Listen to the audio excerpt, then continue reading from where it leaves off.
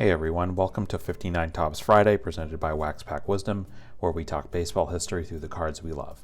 My name is Jake T. O'Donnell.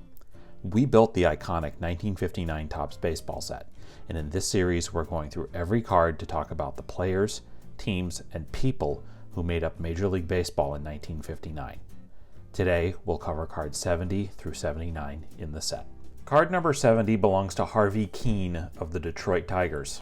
1959 was the 8th season in MLB for Kuenn. After starring for the University of Wisconsin Badgers, Kuenn broke in with Detroit in 1952 and became their everyday shortstop in 1953, batting .308, leading the AL in hits with 209, and winning the League Rookie of the Year award. Through 1959, Kuenn was Detroit's star leadoff man, making the All-Star team each year, leading the AL in hits 4 times, doubles 3 times, and winning the 1959 batting crown with a .353 average. On the eve of the 1960 season, Kuenn was stunningly traded to the Indians straight up for slugger Rocky Colavito. Kuenn once again made the All-Star team in 1960 and hit .308, but his career started declining from there. He played the following 4 seasons for San Fran and appeared briefly for the Cubs and Phillies before calling it a career in 1966.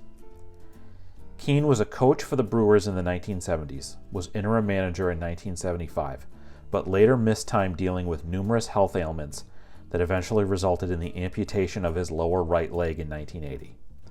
Nonetheless, he returned to coaching and was again named interim manager of the Brewers in 1982. Kuenn's Brewers, nicknamed Harvey's Wallbangers, went 72-43 under his leadership and won the 1982 AL pennant, losing to the Cardinals in a 7-game World Series.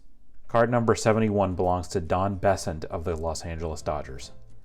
Bessent did not actually appear in the majors in 1959 or anywhere in the majors after pitching 4 seasons for the Dodgers from 1955 through 1958, spanning their time in Brooklyn and Los Angeles. Mostly a reliever, Bessent tossed 3 1/3 shutout innings for the Dodgers in their 1955 World Series win over the Yankees.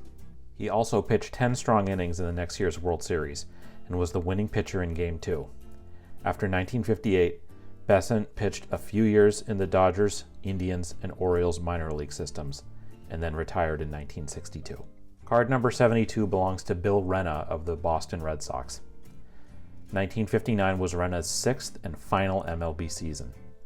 A California native, Renna was signed by the Yankees as an amateur and hit .314 in 62 games in his 1953 rookie season, appearing mostly in left field. He was dealt to the A's after the season and got most of the playing time in right field for them in 1954, but Renna only hit .232 despite hitting 13 homers. His playing time diminished after that. Later, Renna was dealt back to the Yankees, who then included him in a rare trade with the Red Sox, where he finished his MLB career. Card number 73 belongs to Ron Jackson of the Chicago White Sox. This was the 6th MLB season for Jackson. A bonus baby, Jackson was added to the White Sox active roster right after signing out of Western Michigan University in 1954. He didn't get much playing time as their regular first baseman and spent time in the minors after 1955, periodically appearing in the big leagues with the White Sox through 1959. Jackson managed to put up strong minor league numbers in 1959, leading the American Association in homers and RBIs. The Red Sox gave him a shot in 1960, but eventually dealt him to the Braves, where his MLB career ended. Card number 74 is the next multiplayer card in the 1959 Topps series, Directing the Power, featuring Jim Lemon, Cookie Lavagetto, and Roy Sievers of the Washington Senators. Here is the narrative Topps wrote on the back of the card. The combined efforts of Jim Lemon and Roy Sievers accounted for 65 home runs last season. As a power combination, they were the top 1-2 punch in the American League. Both right-hand belters, they spell trouble for AL Portsiders, despite the difficult, long left field wall in Griffith Stadium. In 1957, Roy hit 42 homers and drove in 107 runs to top the American League in both departments. Cookie Lavagetto has won the admiration of Senator fans with his clever managing and his ability to make bold decisions. As a player, Lavagetto was a fine third baseman for the Dodgers for 11 years. Baseball historians will never forget his role in the 1947 World Series. Floyd Bevins had the Dodgers hitless with 2 outs in the 9th. Cookie pinch hit a double, driving in the winning runs and saving the Dodgers. Card number 75 belongs to Sam Jones of the St. Louis Cardinals. 1959 was the 9th Major League season for Jones, which includes years pitching in the Negro American League. Nicknamed Toothpick Sam, Jones pitched 2 years for the Cleveland Buckeyes and spent time in Panama before the Indians came calling in 1949. He made his AL debut in 1951 but would not find a real footing in MLB until latching on with the Cubs in 1955. He made the NL All-Star team that year and struck out 198 hitters in 241 2/3 innings. The Cardinals acquired him after 1956, and in his 2 seasons there, Jones had an ERA of 3.18 in 432 2/3 innings. This season, 1959, would be his best after he was dealt to the Giants. Pitching as both a starter and in relief, Jones won 21 games, had a 2.83 ERA in 270 2/3 innings, threw 4 shutouts, and even had 5 saves. For this, he finished 2nd in Cy Young voting and 5th in NL MVP voting. He had 2 more good years in San Fran, then wrapped his career with individual seasons in Detroit, back in St. Louis, and then Baltimore. Stan Musial said this of Jones: "Sam had the best curveball I ever saw." Card number 76 belongs to Bobby Richardson of the New York Yankees. 1959 was the 5th MLB season for Richardson. He was signed by the Yankees as a teenager out of South Carolina and debuted in the 1955 season. Richardson broke through as the club's everyday second baseman in 1959. He hit .301 and made the AL All-Star squad. Never a power bat, Richardson provided a spark atop the Yankees lineup in front of the likes of Mickey Mantle and Roger Maris. He did this while playing sterling second base defense, forming a memorable double play combo with Tony Kubek.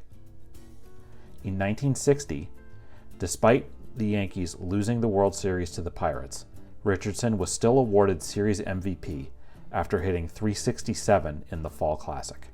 1962 was Richardson's greatest season, leading the AL in hits with 209 and sacrifice hits with 20, making both All-Star teams, winning the Gold Glove, and finishing 2nd in league MVP voting. And the most memorable moment of his career came in the World Series that year. In the bottom of the 9th of Game 7 against the Giants, the Yankees clinged to a 1-run lead while San Fran had runners on 2nd and 3rd with 2 outs. Hall of Fame slugger Willie McCovey came to the plate and smashed a line drive towards second base. But Richardson was positioned perfectly, snared the liner, and clinched another World Series win for the Bombers. Richardson played 4 more seasons, an All-Star in all of them, with 3 more Gold Gloves. But he walked away from the game at age 31, citing a desire to spend more time with his family. Richardson later coached college teams at South Carolina, Coastal Carolina, and Liberty University, ran for Congress, and wrote several books. As of this recording, Richardson is 88 years old and will turn 89 in August of 2024. Card number 77 belongs to Johnny Gorel of the Chicago Cubs. This was Gorel's 3rd MLB season. Gorel was a backup infielder who received scant playing time in his 6-year MLB career, the first 3 of which was with the Cubs and the final 3 with the Twins. His best year was 1963, when he hit .287 with 9 homers in 64 games for the Twins. Following his playing career, Gorel spent years managing and coaching in the Twins organization, ascending to the MLB club manager post for parts of 1980 and 1981. He then went to work for Cleveland, where he coached on the major league staff, and as of the 2023 season, he was still a special assistant for player development. As of this recording, Gorel is 90 years old and will turn 91 in October of 2024. Card number 78 belongs to Pedro Ramos of the Washington Senators. 1959 was Ramos's 5th MLB season. Born in Cuba, Ramos made his debut for the Senators in 1955 and was a mainstay in their rotation through 1961, which was their first season in Minnesota. Ramos had the ignominious distinction of leading the AL in losses 4 consecutive years from 1958 through 1961. He also led the league in hits allowed, homers allowed, and earned runs allowed at different times as well. All told, Ramos pitched in 15 big league seasons, also throwing for the Indians, Yankees, Phillies, Reds, and the expansion Senators. For a pitcher, he was a solid hitter, smacking 15 homers in his career. As of this recording, Ramos is 88 years old and will turn 89 in April 2024. Card number 79 belongs to Harry Chiti of the Kansas City Athletics. This was the 7th MLB season for Chiti. He debuted at 17 for the Cubs and spent much of his career as a backup catcher. He appeared in 1955 in 113 games for the Cubs and 103 games for the A's in 1958. He also appeared briefly for the Tigers. In 1962, Chiti was involved in one of the most memorable transactions in MLB history. While playing in the minors for the Indians, he was dealt to the expansion Mets in April for a player to be named later. He struggled in Queens, hitting .195 in 15 games. On June 15th, the Mets sent Chiti back to the Indians to complete the earlier trade, making Chiti the first player to ever be traded for himself. He did not appear in MLB again following that trade. That's going to do it for this edition of 59 Topps Friday on Wax Pack Wisdom. Do you have a story about one of the people, players, or teams we discussed today? Let us know in the comments. We'd love to hear it. If you enjoyed this video, please give it a like and subscribe to our channel so you don't miss any of our Wax Pack Wisdom content. In the video description, you'll find our source material for this episode, links to where you can follow us on all social media channels, as well as a list of our favorite nonprofits and charities. Please consider a donation to one of them if you enjoyed this content. Thank you for watching. We'll see you next time on Wax Pack Wisdom. Take care.